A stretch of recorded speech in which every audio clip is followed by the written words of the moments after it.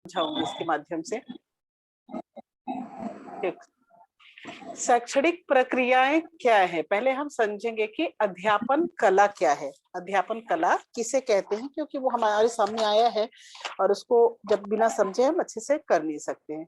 शैक्षणिक प्रक्रियाएं क्या है, यह शब्द उन सभी प्रथाओं को संदर्भित करता है जो शिक्षक द्वारा छात्रों को स्वयं करने और छात्रों में अपेक्षित सीखने के परिणामों तक पहुंचाने के लिए किए जाते हैं। इसका मतलब है कि एक शिक्षक जो है अलग अलग तरीकों से, अलग अलग गतिविधियों के माध्यम से वो इस तरह से बच्चों को समझाएगा कि वो ऐसा नहीं कि अपने आप हम थोप दे कि हमको ये करना है। इस प्रक्रिया के द्वारा बच्चा स्वयं वो करने के लिए प्रेरित हो जाएगा, उसके अंदर खुद उत्साह आएगा कि हमको ये करना है, सीखना है।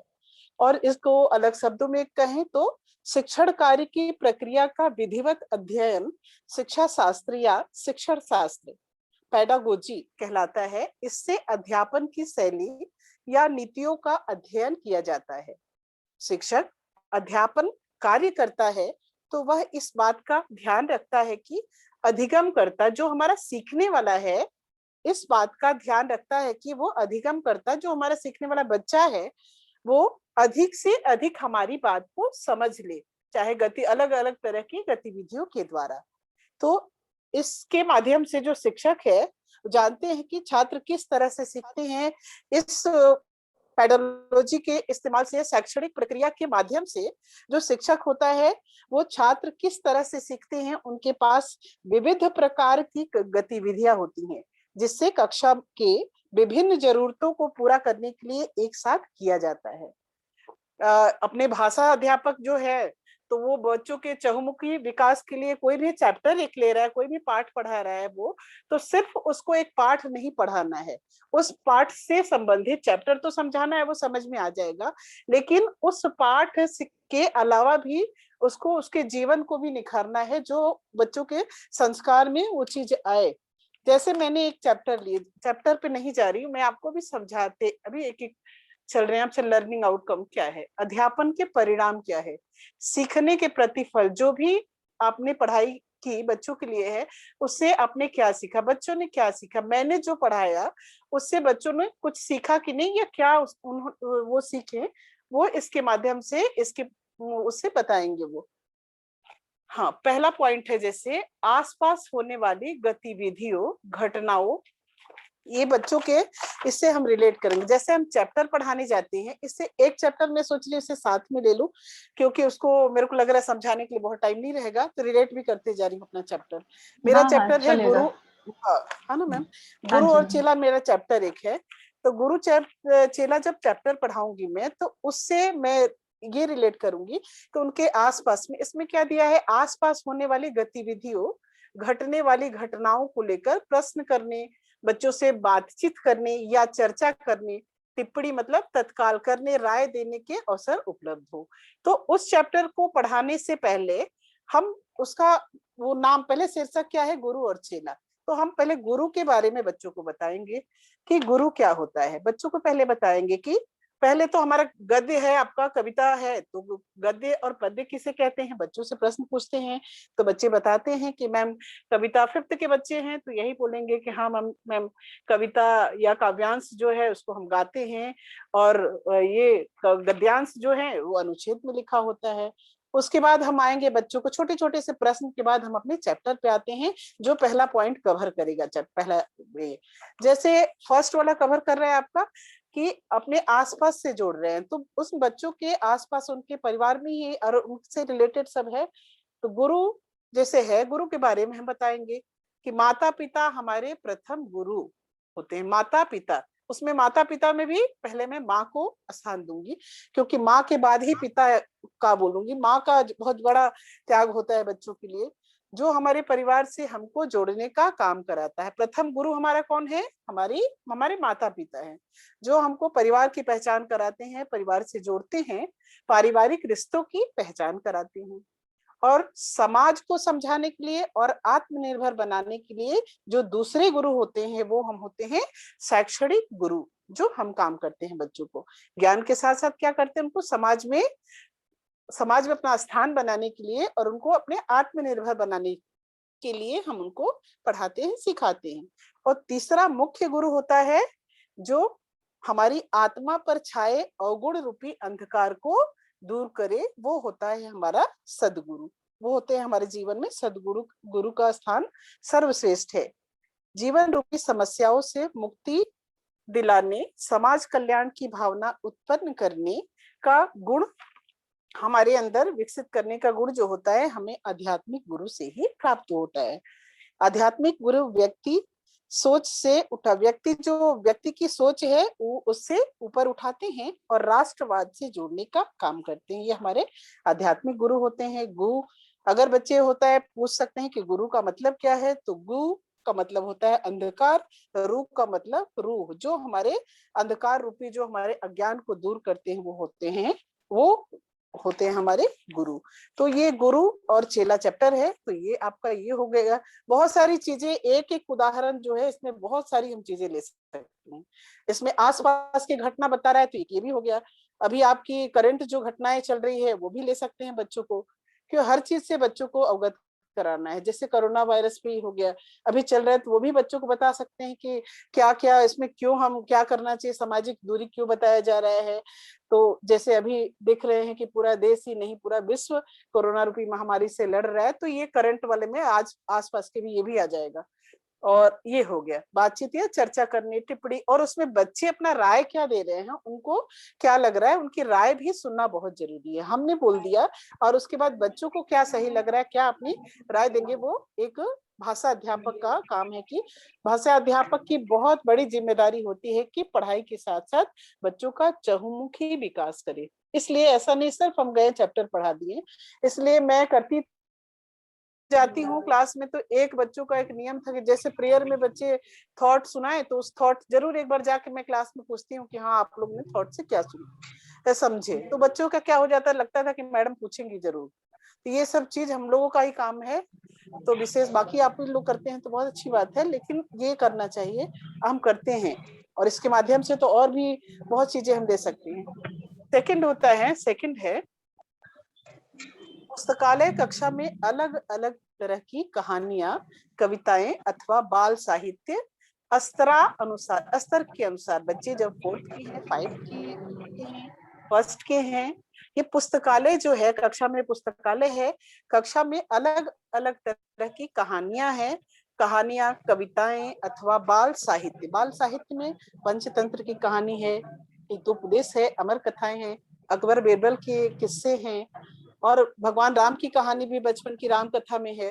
तो इस तरह के बच्चे पुस्तकालय में जाएं और हम चैप्टर जो पढ़ाएं उससे प्रेरित करें कि बच्चे, जैसे मैंने गुरु का चैप्टर पढ़ाया, तो बच्चे जाके सिर्फ मैं गुरु का पढ़ाऊं क्लास में सुने नहीं, वो पुस्तकालय में जाके उससे रिलेटेड, जब मैं उसमें वो दूंगी उनको, समूहोदर्शन दूंगी, जब उनको होमवर्क दूंगी, तो ये दूंगी कि बच्चे आप क्या करें कि आप जाके इसके अन्य आपको इससे रिलेटेड, आपको कुछ अन्य गुरु के बारे में और जानकारियां लानी है, आपको कोई अन्य कहानी याद करनी है, कोई कविता याद करके सुनानी है। तो इसके बोलने पे बच्चे क्या करेंगे, पुस्तकालय में जाके वो, ये आवाज आ रही है मैम इससे क्या किसी की, कहानियां और कविताएं बच्चे जाके ढूंढेंगे और अपने स्तर के अनुसार, मतलब अपने पहली है, दूसरी है, तीसरी है, उस अनुसार बच्चों की किताबें होती है, पंचतंत्र है, अमर कथाएं हैं, अकबर बीरबल की है, जो भी हम पढ़ा रहे हैं। तो ऐसा नहीं कि मैं गुरु का पढ़ा रही हूँ तो उसमें वो जाके अकबर बीरबल का पढ़े, उससे रिलेटेड जो मैं पढ़ा रही हूँ बच्चों को दूं, तो बच्चे जाके वहां पे ढूंढे। और सूचना पट क्या हो गया, साइन बोर्ड हो गया, होर्डिंग, जमाखोरी, अब यहाँ पे प्रचार पटल है, नीति, अपने बच्चे क्या है, नीति, अच्छी अच्छी बातें कहीं लिखी होती है, उसके माध्यम से अखबारों के कतरने, अखबार के कतरन भी है इसमें लिखा, तो उसके माध्यम कतरन में मतलब अच्छी अच्छी चीजें लिखी होती है, उसको निकाले वो। और आसपास के जिस गुरु के बारे में दिया हुआ है, दिया रहता है ना लास्ट में, एक रहता है ना अखबार में, वो अभी तो वो निकाले, और आसपास के परिवेश उनके वातावरण में उपलब्ध हो और उन पर चर्चा करने के मौके हो।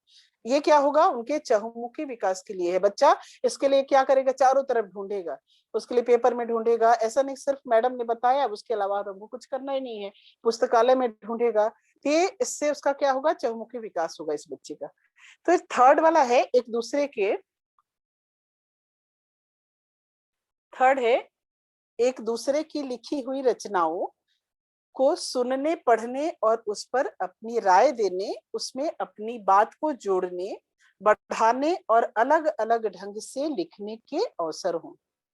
एक दूसरे की लिखी हुई रचना, इसमें दो अर्थ निकल रहा है। एक तो हो गया कि बच्चा ही एक दूसरे की, बच्चा लिखेगा, एक दूसरा बच्चा लिखेगा और उसकी एक दूसरे की रचना जो है वो उसको सुनाएगा और दूसरा बच्चा उसको, और उसमें पढ़ने की और उस पर अपनी राय कि नहीं ऐसा नहीं ऐसा भी हो सकता था, उससे अपनी बात को जोड़ने और उससे अपनी बात को जोड़ेगा कि ये भी हो सकता था, बढ़ाएगा, उसको आगे करेगा और अलग अलग ढंग से लिखने के उसको अलग अवसर हो। जैसे माँ पे ही मैंने कविता दे दिया कि लिखो, तो बच्चा क्या हुआ, एक बच्चा कुछ और लिखा, एक बच्चा कुछ और लिखा, इस तरह से वो क्रॉस क्वेश्चन, क्रॉस भी देख लेंगे, उनको बहुत सारी चीजें होगा। अब इससे चैप्टर से रिलेट करूं तो जैसे मैंने पढ़ाया गुरु और चेला, फांसी पर अंत में क्या होता है कि अपनी ना समझी के कारण राजा फांसी पर चढ़ जाते हैं। तो इसको बच्चा कैसे करेगा कि इसको अपने बच्चा अपनी राय से, अपनी सोच से इसको और आगे करेगा, उसके आगे वहां की हालत क्या हुई, कैसे वो अपनी सोच से उसको और आगे बढ़ाएगा, उसको लिखेगा और एक दूसरे सब बच्चे अलग अलग लिखेंगे।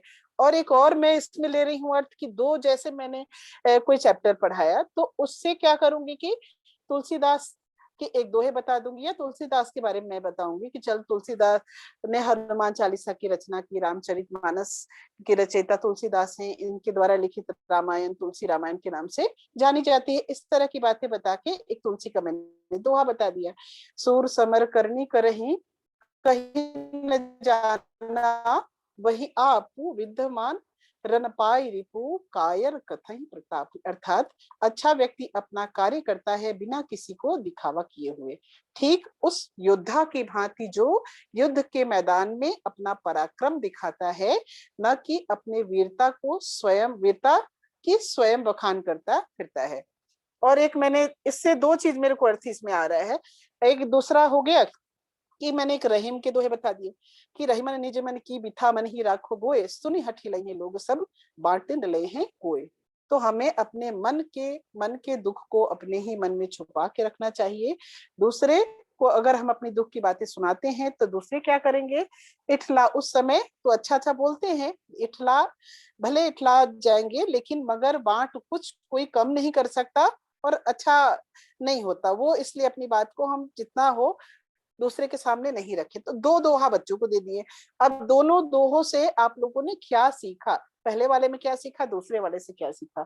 एक दूसरे से की लिखी हुई रचना जो है उससे सुनने पढ़ने और उस पर अपनी राय दे कि हाँ आपने फर्स्ट वाले में क्या, पहले सूरदास ये वाले तुलसीदास से आपने क्या सीखा और रहीमदास वाले से आपने क्या सीखा और आप अपनी राय क्या दे रहे हैं इसके ऊपर। तो ये आपका रिलेट हो जाएगा तीसरा वाला, एक दूसरे की लिखी रचनाएं वाला। और चौथा है अन्य विषयों।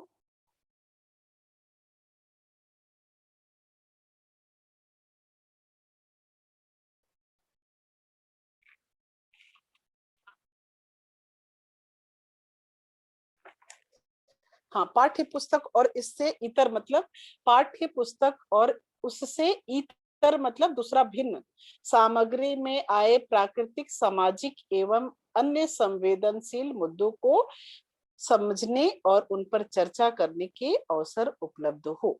पाठ्य पुस्तक में जो दिया है उससे इतर मतलब कुछ भिन्न अलग है, सामग्री उसमें है, आए प्राकृतिक, जैसे प्राकृत के हो गए, प्रकृति में सिर्फ आपके पेड़ पौधे ही नहीं आते, प्रकृति मनुष्य का स्वभाव भी प्रकृति में आएगा।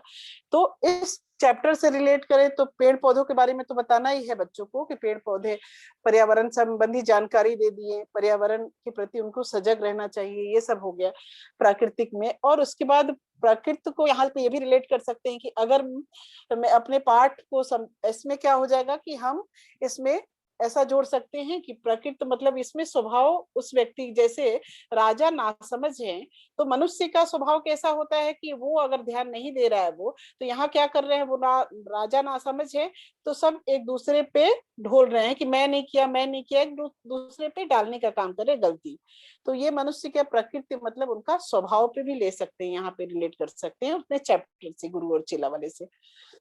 सामाजिक एवं अन्य, समाज में फैली अन्य, सामाजिक मतलब सामाजिक के समाज में फैली जो बहुत सारी कविताएं कहानियां हैं एवं अन्य संवेदनशील मुद्दों को समझाने, बहुत सारी कहानियां हैं जो ईदगाह वाली समाज के प्रति है, बूढ़ी काकी भी समाज के प्रति संवेदनशील का मुद्दा उठाने वाली। तो इस तरह जो हम बुक पढ़ा रहे हैं, सिर्फ उसके अलावा जो हम दूसरी कहानियां सुनाते हैं या उससे रिलेट करके कोई थॉट ही सुना रहे हैं, तो इस सब चीज पे सामाजिक एवं अन्य संवेदनशील मुद्दों को समझाने और उन पर चर्चा करने के अवसर भी उपलब्ध हो, उसको हम समझाएं। और बच्चों को सिर्फ समझा के छोड़ देना है, बच्चों को कितना समझ में आया बच्चा ही क्लियर करेगा। बच्चा हमको बहुत अच्छे से हम समझाएंगे उसको और अच्छे से वो हमको समझाएगा कि उसके दिमाग में कितना क्या आया। ये हमारे शिक्षण की प्रक्रिया है। इसमें प्रक्रिया के माध्यम से, पाठ्य पुस्तक के माध्यम से और भी चीजें मैं उनको दे सकूं, सिर्फ किताबी के अलावा भी। कहानी कविता आदि को बोलकर पढ़कर सुनने अच्छे, हाँ, कहानी कविता आदि को बोलकर पढ़कर सुनने के अवसर हो और उस पर बातचीत करने के अवसर हो। बच्चों को ये बहुत जरूरी है कि जब हम कोई भी कहानी सुना रहे हैं, जो कोई भी कविता सुना रहे हैं, जैसे मैंने कविता ले लिया है, यही गुरु और चेला कविता है, तो इस कविता को मैं पढ़ूंगी। कहानी कविता आदि को बोलकर पढ़कर सुनाने के अवसर हो और उस पर बातचीत करने के अवसर हो। तो ऐसा होता है, जब मैं कहानी पढ़ूंगी तो बच्चा ध्यान देगा ही, कविता पढ़ूंगी तो कविता मैं पढ़ती हूँ, उसके बाद एक्सप्लेन करती हूँ, और उससे पहले तो मैं बताऊंगी ही, उस कहानी को मैं पढ़ूंगी। बच्चा क्या करेगा, फटाफट बच्चे ऐसा जब ध्यान से सुनेंगे तो उसको छोटे में संक्षेप में कोई कहानी सुनाने लग जाएगा, कोई बहुत अच्छे से अर्थ बताएगा। और सिर्फ कहानी कविता जब सुनाते हैं, टीचर जब पढ़ाता है, तो उस समय सिर्फ कविता ही नहीं पढ़ाता है, उसके अंदर जो भी चीजें हैं वो लेता है, जैसे संज्ञा सर्वनाम भी आ जाएगा। कहानी कविता आदि को बोलकर पढ़कर सुनने के अवसर, इस पॉइंट में तो सिर्फ यही है कि बोलकर बच्चा पढ़े और पढ़कर सुनने के अवसर हो, उनको मौका दिया ही जाता है, और उस पर बातचीत करे कि हाँ वो सही है नहीं है, उसको अच्छा लगा या बहुत अच्छा लगा, तो उस पर वो खुल के बात करे। जैसे इसमें बहुत हास्य वाली कहानी है तो बच्चों को बहुत मजा आती है, ये कहानी अगर पढ़ो तो बच्चे बहुत खुश हो जाते हैं। कविता तो इसको कहानी रूप में बच्चे फटाफट सुना लेते हैं, क्योंकि एक बार सुन लेंगे, उसका अर्थ में बताती हूँ तो बच्चे कहानी रूप में उनको आगे लेती हूँ मैं, तो उसमें बच्चे बताएंगे। सुनी देखी बातों को अपने तरीके से अपनी भाषा में लिखने के अवसर हो, ये भी बहुत जरूरी है।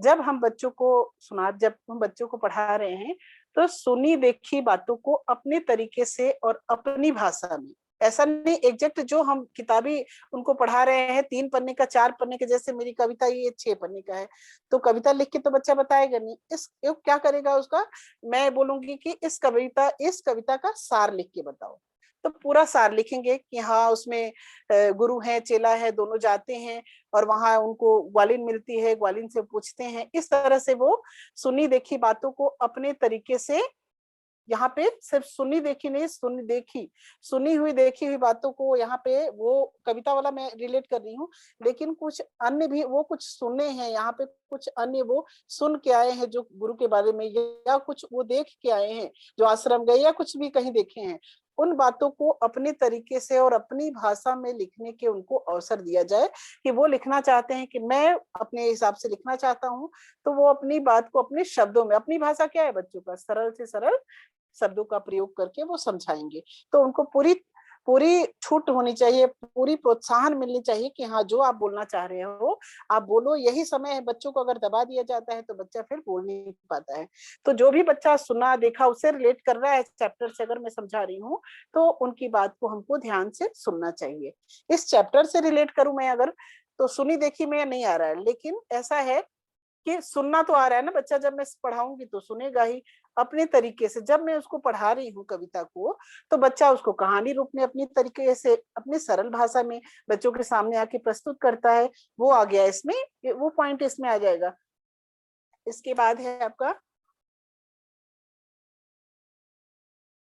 हाँ, अपनी बात को अपने ढंग से सृजनात्मक तरीके से अभिव्यक्त या मौखिक लिखित सांकेतिक रूप से करने की आजादी हो। अपनी बात को, जब बच्चा कोई चैप्टर में पढ़ा रही हूँ तो चैप्टर पढ़ाने के बाद मैं उनको समझा के चलो छोड़ देती हूँ, मैं उनको पूरा अर्थ समझा के मैं छोड़ दी। अब वो बच्चे उसका सारांश लिखेंगे, उसका अगर मैं समझा दी हूँ सर वो संदर्भ प्रसंग व्याख्या, तो उसका वो भी करेंगे अपनी बात को अपने ढंग से। लेकिन एग्जैक्ट नहीं कि जो मैडम ने बोला हिंदी में वही एग्जैक्ट है। उनको तरह तरह के एक शब्द के बहुत सारे अर्थ इसलिए बताया जाता कि बच्चा अपनी बात को उस सरल शब्दों में समझ के अपने सरल शब्दों में अपने ढंग से, सृजनात्मक का अर्थ होता है वह योग्यता है जो व्यक्ति को किसी समस्या का समाधान खोजने के लिए, नवीन ढंग से सोचने व विचार करने के लिए समर्थ बनाती है। उसको और क्रिएटिव तरीके से सृजन करके सुंदर से अपनी, ऐसा भी इसको कह सकते हैं कि इसको कल्पना में, सपनों में जो सोचा जाता है बहुत अच्छा काम करे, कल्पना में जो बच्चे सोचते हैं उसको साकार रूप देने का काम करता है। बच्चों का जो कल्पना शक्ति के विकास को अधिक से अधिक प्रोत्साहन करना चाहिए। इसलिए यहाँ क्या है, बच्चे अपनी अपने ढंग से सृजनात्मक तरीके से अभिव्यक्त, मौखिक, लिखित, तो अपनी बात को जब मैंने समझा दिया कि इस कहानी को चलिए अभी इससे चैप्टर से रिलेट करें, तो अपनी बात को हम समझाने के बाद बच्चे को छोड़ दिए, बच्चे बहुत अच्छे से उसको और सुंदर से उस कहानी के आगे भी समझाएंगे। कोई बच्चा अभिव्यक्त करना मतलब वो प्रकट करते हैं, उनके मन में जो बात है उसको अच्छी तरीके से वो प्रस्तुत करते हैं, प्रकट करते हैं। चाहे वो मौखिक रूप में कर सकते हैं, कोई बच्चा लिखने में अच्छा होता है, लिख के बोलता है कि मैं लिख के अच्छे से दूंगा, या सांकेतिक क्या होता है, कुछ कुछ ऐसी चीजें हैं जैसे चैप्टर के बीच में मुहावरे आ जाए तो उसको सांकेतिक भाषा में भी बोलते देते हैं कि चलो इशारा करके आप बताओ, वो हो गया आपका सांकेतिक भाषा। यहाँ पे लिखना पढ़ना नहीं है, इशारे के द्वारा, इशारे के माध्यम से समझाई जाती है, वो है सांकेतिक रूप से करने की आजादी हो। बच्चों को आजादी दी जाए कि वो जिस रूप में करना चाहते हैं, उनको कंसेप्ट क्लियर होना चाहिए कि जो भी चीज, जो भी चैप्टर में उठाई हूँ उसको किसी भी तरह से समझ में आए, और बच्चा जो करना चाह रहा है उसको बहुत अच्छे से अच्छे तरीके से उसको सुंदर से सुंदर काम को करे।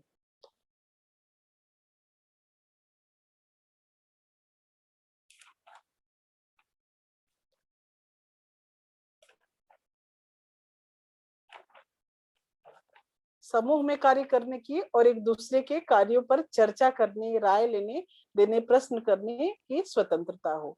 बच्चों को समूह में, ग्रुप में काम क्यों करवाते हैं? ग्रुप में काम से बहुत सारा विकास होता है बच्चों में।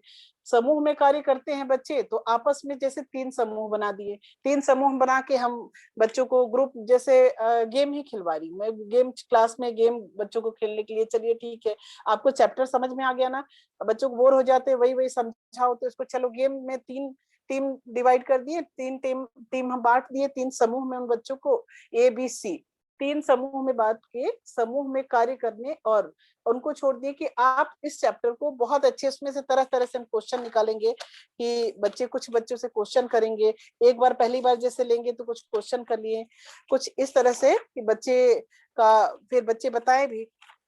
तो समूह में कार्य करने और एक दूसरे के कार्यों पर चर्चा करने, एक दूसरे के कार्य पे बात करने कि हाँ उनमें क्या कमी रहती रही। हो सकता है अगर ये समूह में बच्चे काम करें तो फर्स्ट वाला जो है, ए ग्रुप वाला बच्चा बहुत अच्छा कर रहा है, बी वाला कम कर रहा है, तो बी वाले को समझ में आएगा कि हाँ मेरे टीम को कम नंबर मिला क्योंकि फर्स्ट वाले ने बहुत मेहनत किया उसके लिए, अपने तरह से सोच के। ऐसा नहीं कि सिर्फ मैम ने पढ़ाया वही बताया, अपने तरह से सोच के बताया। वो बहुत क्रिएटिव काम इसमें हम दे सकते हैं कि समूह में बच्चा शब्द, एक ही शब्द दे दिए, उसको अलग अलग तरह से वाक्य प्रयोग करो, ये ग्रुप वाइज हम डिवाइड कर दिए। गेम खिलाने में बहुत सारे अलग अलग तरह से क्वेश्चन पूछ लिए। क्वेश्चन में तो ग्रुप में यही होता है समूह में कि हाँ 3 ग्रुप बना दिए, किसी भी बच्चे से पूछ लेंगे, ऐसा नहीं कि जो बच्चा अच्छा बच्चा है उसी से पूछे, वो किसी भी बच्चे को उठा के हम प्रश्न पूछ सकते हैं।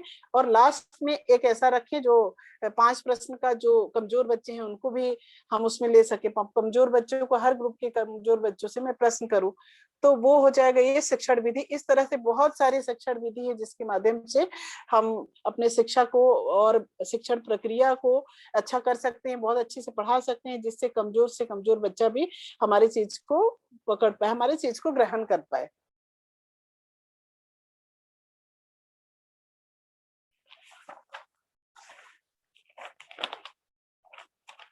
अब लर्निंग आउटकम क्या है? लर्निंग आउटकम जब हम बहुत सारी चीजें जब हम पढ़ाने के लिए अपने चैप्टर को मैं पढ़ाने जा रही हूँ, तो चैप्टर पढ़ाने से पहले मैं गद्य पद्य पूछ ली कि गद्य पद्य किसे कहते हैं, गुरु और शिष्य का संबंध क्या है। गुरु के बारे में मैंने बता दिया कि गुरु जीवन में 3 गुरु होते हैं, एक माता और शैक्षणिक गुरु और शैक्षिक गुरु, और उसके बाद आपके ये सदगुरु, 3 गुरुओं के बारे में मैंने बताया।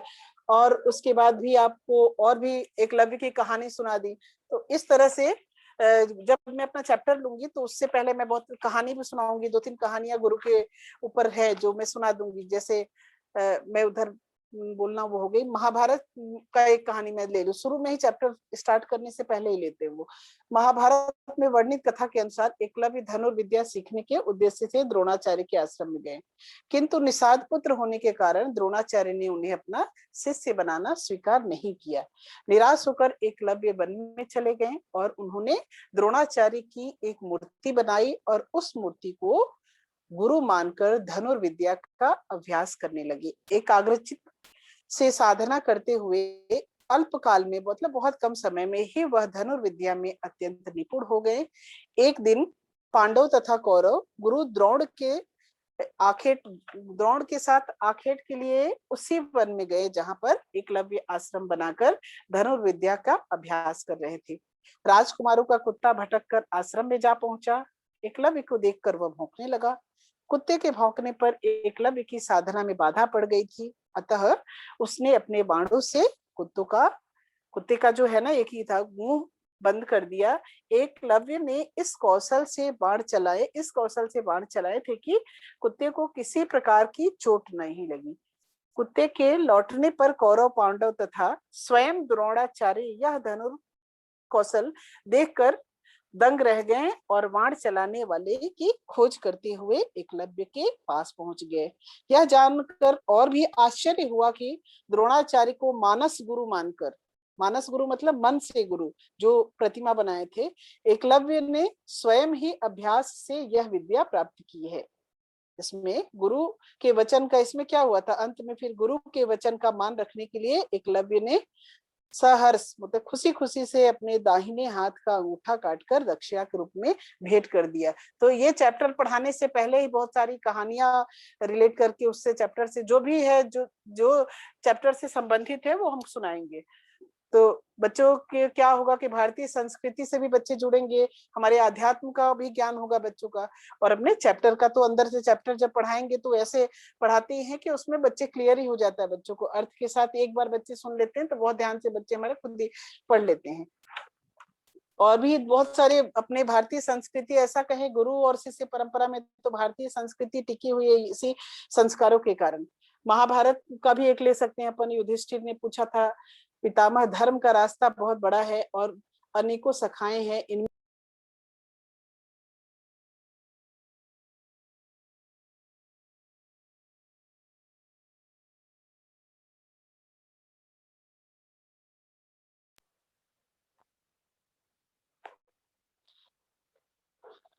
युधिष्ठिर ने पूछा था, पितामह धर्म का रास्ता बहुत बड़ा है और अनेकों शाखाएं हैं, इसमें से आप किस धर्म को सबसे प्रधान के बहुत सारी चीजें जैसे इसमें है सुनी अथवा पढ़ी रचनाओं, हास्य साहसिक सामाजिक आदि विषयों पर आधारित कहानी आदि कविता आदि की विषय वस्तु, घटनाओं, चित्रों और पात्रों, शीर्षक आदि के बारे में बातचीत करते हैं, प्रश्न पूछते हैं, अपनी स्वतंत्र टिप्पणी देते हैं और अपनी बात के लिए तर्क देते हैं, निष्कर्ष निकालते हैं। जब बच्चे को इतनी सारी बातें बताई जाएगी तो बच्चों के अंदर बहुत सारी चीजें आ जाएगी। सुनी अथवा पढ़ी रचना, जो उन्होंने सुनी है या सुनी भी है और जो उन्होंने पढ़ी है, जैसे उसका ले लें तो गुरु चेला वाले में हास्य वाली है। साहसिक ले लें तो साहस वाले बहुत सारी कविताएं हैं, कहानियां हैं। जैसे रानी ये झांसी वाली रानी की कविता है, सिंहासन हिल उठे राजवंशों ने भ्रिकुटी तानी थी, बूढ़े भारत में भी आई फिर से नई जवानी थी, गुमी हुई आजादी की कीमत सबने पहचानी थी, दूर फिरंगी को करने की सबने मन में ठानी थी, चमक उठी संसद टावर में वह तलवार पुरानी थी, बुंदेले हर बोलो के मुंह, हमने सुनी कहानी थी खूब लड़ी मर्दानी, वो तो झांसी वाली रानी थी। तो जो कविता वो हास्य वाला उनको समझ में आया कि ये हास्य वाली है, साहसिक है, ये समाज की बातें, समाज पे निर्भर कर रही, सामाजिक चीजें बता रही है। इसमें आदि विषयों पर आधारित कहानी, कविता आदि की विषय वस्तु, उनके कंटेंट, जब इनको इतनी सारी चीजें बताई जाएगी तो उनके विषय वस्तु, घटनाओं, चित्रों और पात्रों, शीर्षक मतलब उनका नाम आदि के बारे में बातचीत करते हैं बच्चे। क्यों बातचीत करेंगे? क्योंकि वो पूरी तरह से उसको समझ चुकी हैं। बच्चा कब बात करेगा? जब वो उस चीज को समझ गया है। अगर उसको समझ में नहीं आया तो फिर बात नहीं करेगा। वो प्रश्न पूछते हैं, उससे रिलेटेड प्रश्न पूछते हैं। इसलिए हम लोग ऐसा करते हैं कि जब हम चैप्टर पढ़ाते हैं तो पढ़ाते पढ़ाते, जैसे मैं कविता एक समझाऊंगी एक पैरा, तो उससे ही रिलेटेड, उससे तुरंत बच्चों को बोल देती हूँ ये अर्थ आ गया, आपको फटाफट से क्वेश्चन बनाओ। तो छोटे छोटे से क्वेश्चन, जैसे गुरु एक थे और था एक चेला, चले घूमते पास में था ना ढेला, चले चलते चलते मिली एक नगरी, चमाचम थी सड़के चमाचम थी डगरी। तो इस तरह से तो छोटे छोटे से प्रश्न बनाओ कि गुरु के साथ कितने चेले थे, कौन, इस छोटे छोटे प्रश्न बच्चे फटाफट फर्स्ट सेकंड वाले हमारे बच्चे बनाना चालू कर देते हैं जब से। तो ये छोटे छोटे प्रश्न बच्चे बनाएंगे तो उनको चैप्टर भी समझ में आएगा, उनको प्रश्न बनाने की, प्रश्न पूछने का, प्रश्न बनाना भी जान दे। हमारे बच्चे वैसे प्रश्न पूछते भी हैं लेकिन बनाना और उत्तर भी, प्रश्न उत्तर बनाना सीख जाते हैं। अपनी स्वतंत्र टिप्पणी, अपनी राय जो देना चाहते हैं खुद से वो स्वतंत्र टिप्पणी देते हैं। अपनी बात के लिए तर्क देते हैं कि नहीं ऐसा नहीं, ऐसा होना चाहिए, ये संज्ञा नहीं, ये सर्वनाम है। अगर आपने बोला है कि इस कविता में आप इसको निकालो कि कौन सा संज्ञा है कौन सा सर्वनाम है, तो बच्चे बताएंगे कि नहीं ये नहीं ये है, क्योंकि उनको समझ में आ रहा है। निष्कर्ष पे उसका परिणाम क्या निकलता है वो उसको देखेंगे। सेकंड है, बहुत सारे लर्निंग आउटकम जब हम समझाएंगे तो बहुत सारी चीजें सीखते हैं बच्चे। तो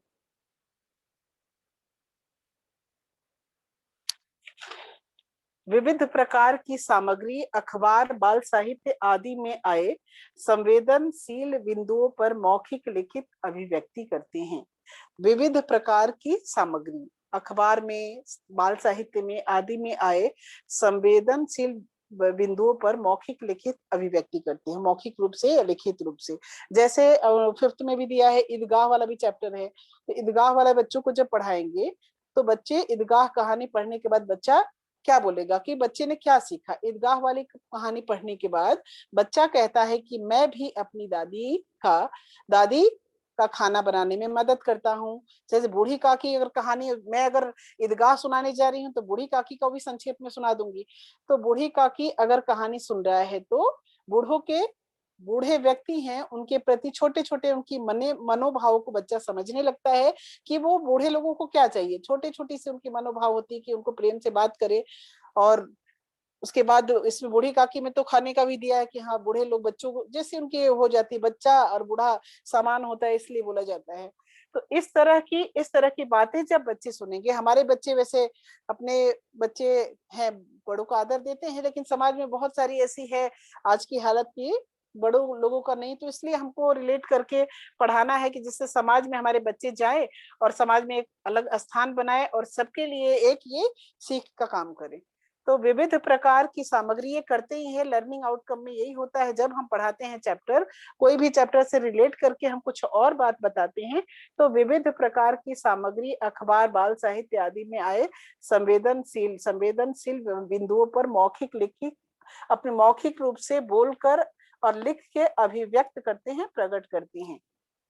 उनको क्या सही लगा क्या नहीं, जैसे उदाहरण ले ले तो हमारे विद्यालय में मातृ पितृ पूजन दिवस मनाया जाता है, दादा दादी दिवस मनाया जाता है। बच्चा इसमें खुलकर बात करेगा कि हाँ मैं इसमें जो भी बूढ़ी काकी का दिया है कि उनके घर के लोगों का व्यवहार सही नहीं था, लाडली उनके साथ अच्छे से रहती थी उनकी पोती, लेकिन हम लोग ऐसा नहीं करते। हमारे साथ रहने वाले जो बच्चे हैं उनके घर में भी थोड़ा ऐसा है कि दादी को वो लोग ध्यान नहीं देते, तो मैं समझाता हूँ।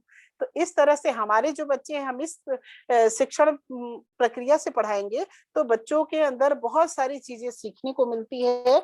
और सिर्फ एक विषय, एक ही चैप्टर को न लेके चैप्टर अन्य चैप्टर को रिलेट कर, अन्य चैप्टर को जोड़ के अन्य बातें बताते हुए हमको पढ़ाना है, जिससे बहुत सारी चीजें बच्चे सीखे, वो जरूरी है।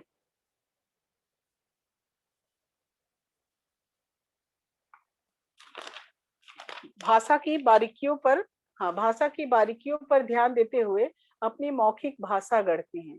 भाषा की बारीकी क्या है? बारीकी मतलब वो छोटी छोटी, जैसे व्याकरण नहीं हो गया, भाषा की बारीकियों पर ध्यान देते हुए अपनी मौखिक भाषा गढ़ती हैं। जैसे एक चैप्टर यही हो गया अपना, मैं चैप्टर ले रही हूँ वही, कि गुरु एक थे और था एक चेला। मैं उनको पढ़ाऊंगी, उस समय मैं क्या करूंगी, इनकी छोटी छोटी बारीकियां क्या है, व्याकरणिक व्याकरण चीजें हैं, कि भाषा की बारीकियों पर, मतलब भाषा के अंदर व्याकरणिक बातों पर ध्यान देते हुए